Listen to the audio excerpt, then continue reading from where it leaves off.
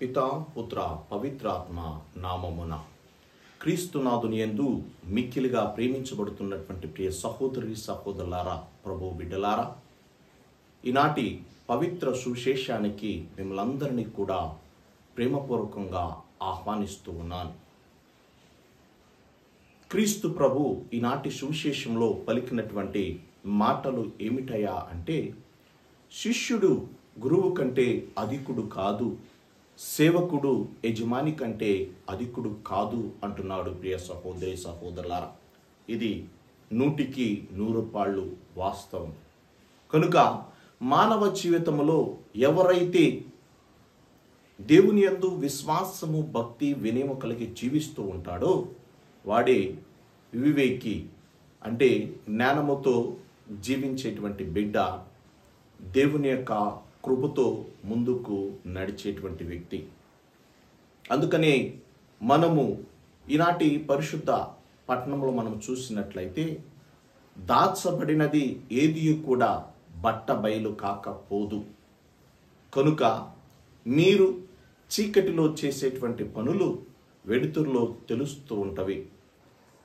మీ చెవిలో చెప్పినటువంటి మాటలు బహిరంగంగా అవి వినపడుతూ ఉంటవి అని ప్రభు పలుకుతూ ఉన్నాడు.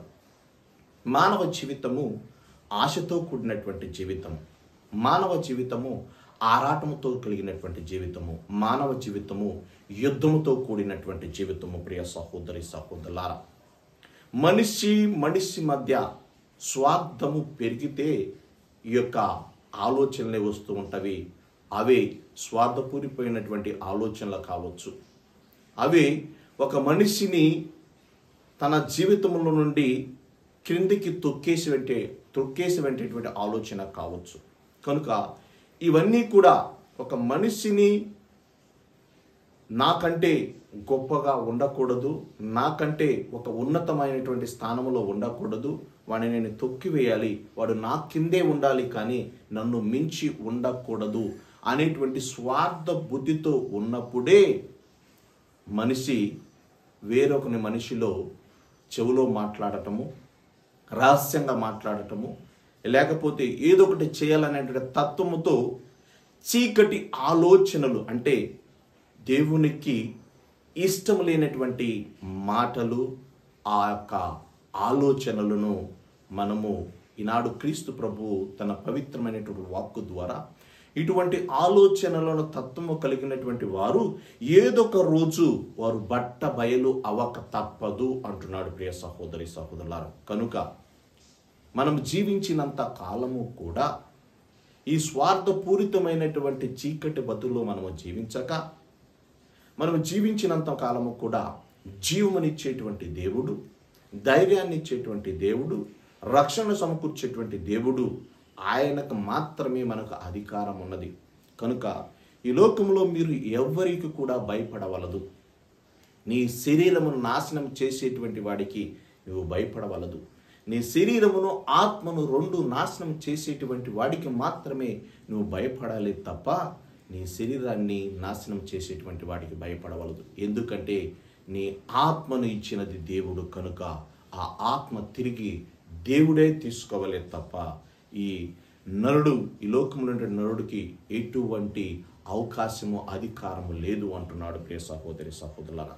కనుక దేవుని యందు విశ్వాసము, భక్తి కలిగినటువంటి వ్యక్తి ఏదైనా కూడా బహిరంగంగా, ధైర్యముగా, ఒక నీతివంతమైనటువంటి జీవితాన్ని జీవిస్తూ సమాజములో 30 60 అందరికీ ఒక ఆదర్శవంతమైనటువంటి వ్యక్తిగా జీవిస్తూ ఉంటాడు.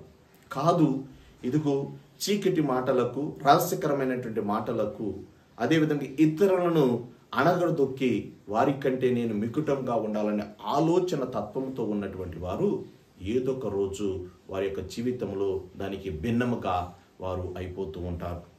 కనుక ప్రియ సహోదరి సహోదరుల, జీవించినంత కాలము కూడా విశ్వాసముతోనూ, భక్తితోనూ, ధైర్యముతోనూ నీతివంతమైనటువంటి జీవితాన్ని జీవించినప్పుడు ఒక్కొక్కసారి మన యొక్క జీవితంలో కష్టాలు రావచ్చు, బాధలు రావచ్చు, ఇక్కట్లు రావచ్చు, కానీ చిట్ట చివరికి సత్యమే జయం అన్నట్టు దేవుని యొక్క ఆ శక్తికరమైనటువంటి నీతివంతమైనటువంటి జీవితము, సత్యకరమైనటువంటి మాటలు మనం జీవించేటువంటి విధానమే మనకు ఒక గొప్ప బహుమతిని దయచేస్తుంటుంది. కనుక మనం జీవించినంత కాలము ఇతరుల చెవులో కీడుకరమైనటువంటి మాటలు మాట్లాడడం, అంటే ఇతరులు తెలియకుండా ఇతరులని శిక్షించాలి, ఏదో విధంగా వారిని నాశనం చేయాలనేటువంటి మరి రహస్యమైనటువంటి మాటలను మాట్లాడక మనం జీవించినంత కాలము దేవుణ్ణి స్తుతించి ఆరాధించి ఘనపరిచి ఆయన కోసం జీవించేటువంటి భాగ్యాన్ని, శక్తిని, విశ్వాసాన్ని, భక్తిని ప్రభు మనందరూ కూడా దయచేయాలని ప్రత్యేకంగా ప్రార్థన చేద్దాం. పితా, పుత్ర, పవిత్ర